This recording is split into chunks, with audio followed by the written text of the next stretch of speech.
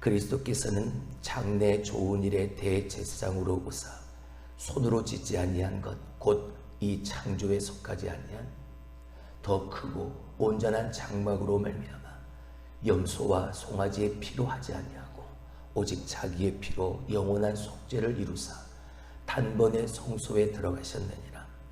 염소와 황소의 피와 및 함송아지의 죄를 부정한 자에게 뿌려 그 육체를 정결하게 하여 거룩하게 하거든. 하물며 영원하신 성령으로 말미암아 흠없는 자기를 하나님께 드린 그리스도의 피가 어찌 너희 양심을 죽은 행실에서 깨끗하게 하고 살아계신 하나님을 섬기게 하지 못하겠느냐. 이로 말미암아 그는 새 언약의 중보자이시니 이는 첫 언약 때에 범한 죄에서 속량하려고 죽으사 부르심을 입은 자로 하여금 영원한 기업의 약속을 얻게 하려 하심이라. 유언은 유언한 자가 죽어야 되나니 유언은 그 사람이 죽은 후에야 유효한즉 유언한 자가 살아있는 동안에는 효력이 없느니라. 이러므로 첫 언약도 피 없이 세운 것이 아니니 모세가 율법대로 모든 계명을 온 백성에게 말한 후에 송아지와 염소의 피 및 물과 붉은 양털과 우슬초를 취하여 그 두루마리와 온 백성에게 뿌리며 이르되 이는 하나님이 너희에게 명하신 언약의 피라 하고 또한 이와 같이 피를 장막과 섬기는 일에 쓰는 모든 그릇에 뿌렸느니라. 율법을 따라 거의 모든 물건이 피로써 정결하게 되나니 피 흘림이 없은즉 사함이 없느니라. 아멘. 나를 사랑하고 나를 아들 내게 나의 아버지가 되시고 나는 그의 아들이 되는 내 아버지의 집은 달라요. 문이 닫혀 있어도 띵동 하고 배를 누르면 그저 문을 활짝 열어주시. 그게 내 아버지의 집이더라. 내가 그런 아버지의 사랑과 그런 아버지의 마음을 내가 받을 수 있는 그 이유는 내가 바로 아버지의 아들이 되기 때문에. 그거 아니고는 내가 아무리 밖에서 배를 눌러도 아버지는 문을 열어주지 않으실 겁니다. 모르는 사람인데 왜 문을 열어주겠어요? 근데 아무 말씀도 없으시고 그냥 문을 활짝 열어주신 이유는 내 아들이기 때문이지.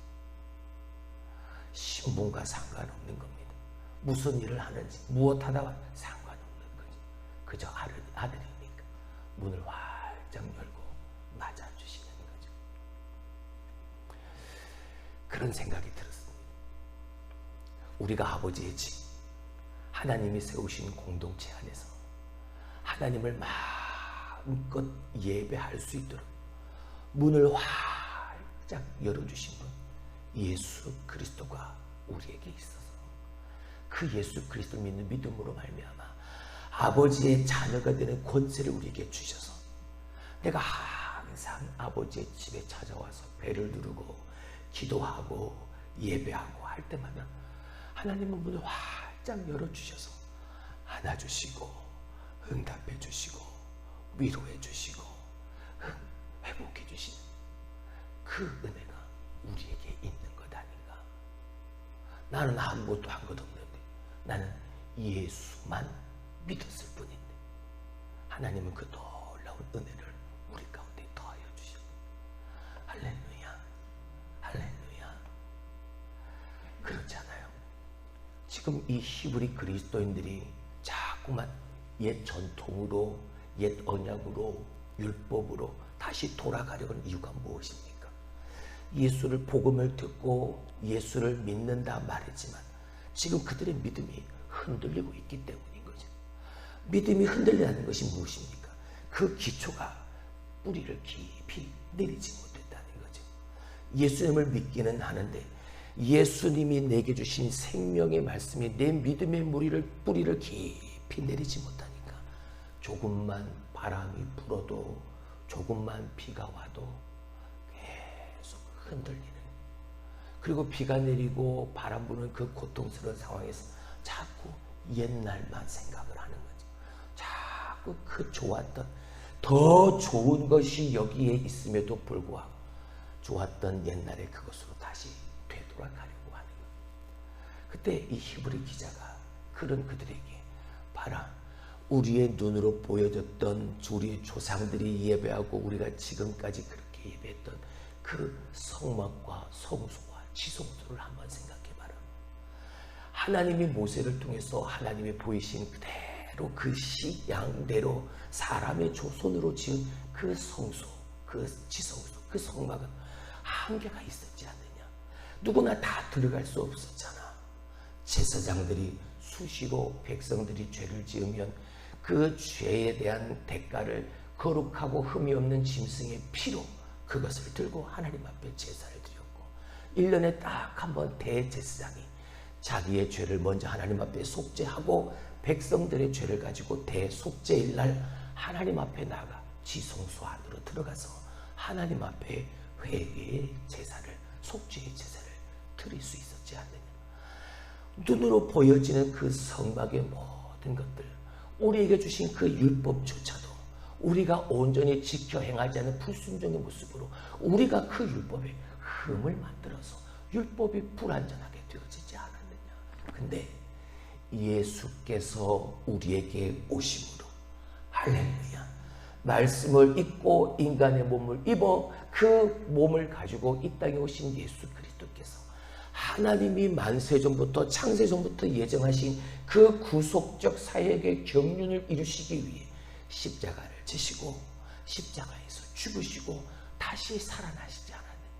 십자가에서 돌아가실 때 그 가로막혀 있던 휘장이 위에서부터 아래로 찢어지고, 이제는 누구나가 다 예수 그리스도의 대속적 죽음, 하나님과 우리와의 관계가 틀어진 걸 그 대속적 죽음, 화목 제물 대신 예수 그리스도의 죽음으로 말미암아 다시 회복되어져서 이제는 누구나가 다 예수님의 그 은혜로 하나님 앞에 나아가 예배를 드릴 수 있는 이러한 은혜를 우리가 누리게 되어지지 않았느냐. 눈에 보여지는 저 모든 것들은 다 오늘 이 그리스도를 예표하고 그 실체 대신 예수 그리스도를 증거하는 모형이요 그림자일 뿐이다. 바로 그 모형과 그림자의 실체요 본체는 예수 그리스도시니까 우리 다시 예수 그리스도께로 돌아가자. 우리가 그 예수 그리스도만 깊이 생각하자. 할렐루야. 그래야 흔들림이 없으니까요. 그래야 변함없는 믿음으로 끝까지 그 믿음을 지켜갈 수 있는 힘이 생기니까요. 그 성령의 열매, 충성의 열매가 내 안에 내주하시는 성령 하나님으로 말미암아 이루어지게 되어지니까요. 오늘 본문의 말씀이 바로 그겁니다.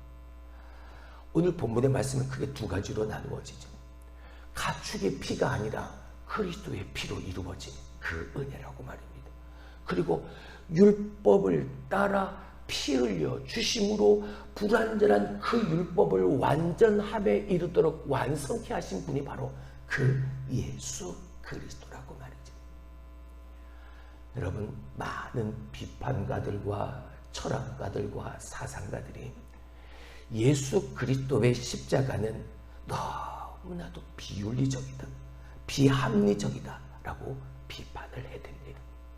봐라, 어떻게 그 십자가를 바라보고 십자가의 예수를 믿는다 해서 온 그 예수 믿는 사람들이 하나님 나라의 구원을 받고 영원한 천국을 소유할 수 있느냐. 너무나 비합리적이지 않느냐. 그건 너무나 비윤리적이지 않느냐라는 이야기로 신랄하게 비판을 했대죠.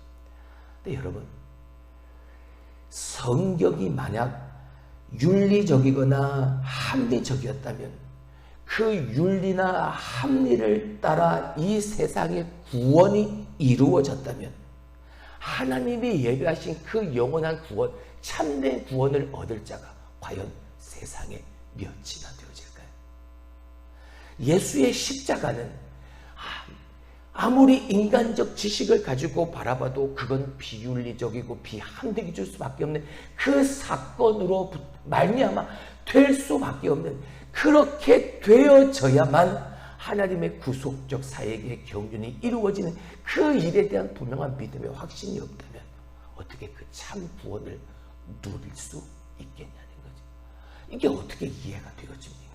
하나님이 이신 그분이 어떻게 인간의 몸을 입고 이 땅에 오셨? 인간의 몸, 특별히 동정녀 마리아의 몸에서 인간적 방법으로 나지 아니하시고 성령으로 잉태되어 나셨다. 이것이 어떻게 믿어지냐고요. 어떻게 그게 합리적으로 이해가 되어지냐. 성경은 이해되는 것이 아니라 이해하는 것이 아니라 말씀은 믿고 따르는 겁니다. 그게 완전한 순종인 거죠. 글쎄, 내가 듣기는 들었는데 정말 그 말대로 될까? 내가 그것에 대한 분명한 확신이 없이 행하는 그 행위는 아무리 순종하는 것처럼 보여진다 할지라도 믿음이 없는 순종은 불완전할 수밖에 없는, 그건 완전한 순종이 아닌 거예요. 하나님은 우리에게 요구하시는 건 완전한 순종이에요. 누구처럼? 주님처럼 말이죠. 얼마든지 그걸 거절하고 안 하실 수 있는 능력이 있습니다. 하지만 인간의 몸을 입고 오셨기에 모든 고통과 아픔과 그 모든 수치와 괴로움을 당해야 될 것 다 아신 주님이시지만 그 모든 걸 다 감내하셨죠. 마지막 날 겟세마네 동산에서 기도하실 때 땀방울이 핏방울이 될 때까지 기도하신 게 뭡니까? 내 원대로 마옵시고 아버지의 원대로 되기를 원하나이다. 이거였잖아요. 하나님 아버지의 역사하심에 따른, 일하심에 따른 아들 예수 그리스도의 죽음까지 무릅쓴 감내한 완전한 순종, 그것이 구속적 사역의 겪는 완전한 구원을 만들어가는 그 시작과 결말이 되어져. 오늘 그 예수 그리스도를 떠나려고 하는 겁니다. 그 예수 그리스도에서 떠나 멀리 벗어나려고 하는 그 옛 언약, 옛 율법, 불완전하고 흠이 있는 자꾸 그것으로만 되돌아가려고 하는 거죠. 근데 오늘 본문의 말씀이 아니다.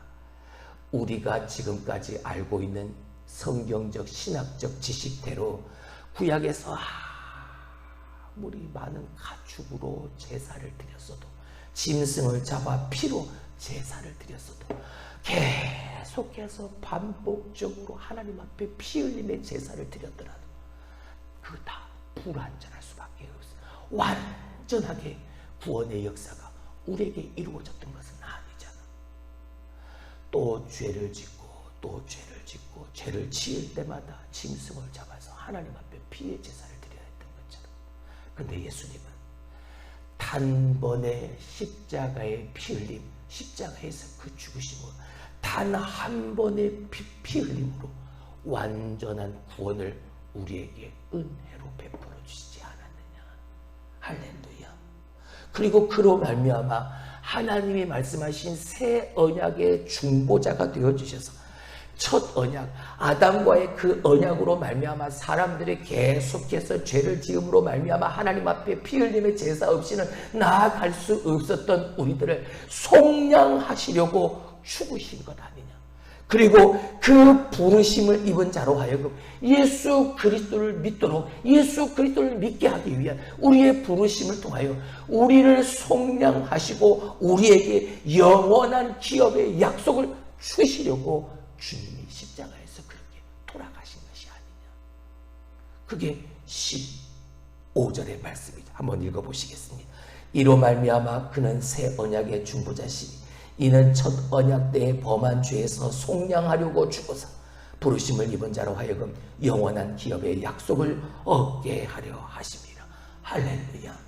천사보다도 탁월하신 분, 모세보다도 위대하신 분, 제사장보다도 더 위대하신 분이 바로 그 예수, 그의 피 흘림, 단번에 한 번의 피 흘림으로 우리에게 베풀어 주신 그 구원의 은혜, 우리를 속량하시고 영원한 기업을 이어받도록 상속자 되게 하신 그 주님의 은혜로 돌아가라. 할렐루야. 두 번째는요, 율법을 따라 예수님께서 피 흘려주신 율법의 모든 제사는 다 불완전하고 아무리 반복적으로 제사를 드려도 피 흘림의 제사를 드려도 그건 불완전할 수밖에 없어. 그러나 성경대로 하나님의 뜻 가운데서 모세가 제사장들이 하나님 앞에 제사를 드릴 때 모든 것에 피를 뿌려 정결케 함으로 하나님 앞에 제사를 드렸던 것처럼 제사장들의 옷에도 피를 뿌리고 제사에 쓰이는 모든 그릇에도 피를 다 뿌리고, 왜? 22절 율법을 따라 거의 모든 물건이 피로써 22절 정결하게 되나니 피 흘림이 없은즉 사함이 없느니라. 그래서 피를 흘려 피를 뿌리며 모든 것에 정결케 하고 난 후에 하나님 앞에 예배 제사를 드릴 수 있게 되어졌다. 율법을 따라서. 근데 그 불완전했던 그 피 흘림의 제사의 모든 것을 단 한 번 예수 그리스도의 십자가에 죽으신, 율법을 따라 피 흘려 주신 그 예수 그리스도의 단 한 번의 피 흘리심으로 이제는 우리가 그렇게 구약적으로, 그렇게 치밀하게, 그렇게 엄격하게 모든 규례와 규칙들을 다 지켜가며 하나님 앞에 나와 예배할 이유가 이제 없어지고, 무엇 때문에? 예수님의 죽으심 때문에. 피 흘림이 없은즉 사함이 없느니라. 아무리 사람들이 피를 흘리고 제사를 드려도 그것으로 완전하지 못하니까 완전한 피 흘림의 제사, 예수 그리스도의 십자가의 대속적 죽음. 그래서 우리는 하나님을 예배할 때 다시는 짐승의 피를 가지고 하나님 앞에 제사, 피의 제사를 드리지 않아도 되는 것입니다.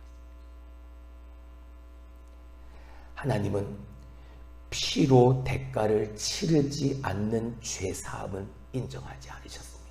그래서 거룩하고 흠영 짐승을 잡아 그 피로 제사를 드리라 명하셨던 거지. 구약시대에, 그리고 이 히브리 유대인들이 계속해서 이렇게 그 피의 제사를 반복해서 드림으로 말미암아 그들이 가지고 있던 그 죄에 대한 값, 반드시 객관적으로 역사 안에서 물리적으로 반드시 치루어야만 했던 것이죠.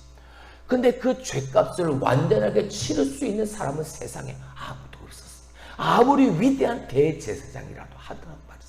왜? 그도 인간이니까. 그도 하나님 앞에 나아가기 위해서 자기 자신을 먼저 정결케 하고 나아가야 했으니까. 모든 것에 다 제한적이고 한계가 있었으니까.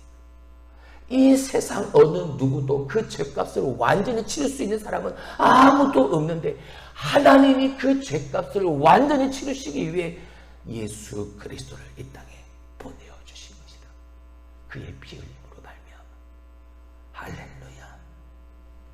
오직 한 분 예수 그리스도만이 그 일을 가능하게 이루셨고, 또한 그분은 우리를 위해 그 십자가라는 취역을 통해서 죄값을 완전히 치루어 주셨던 거죠.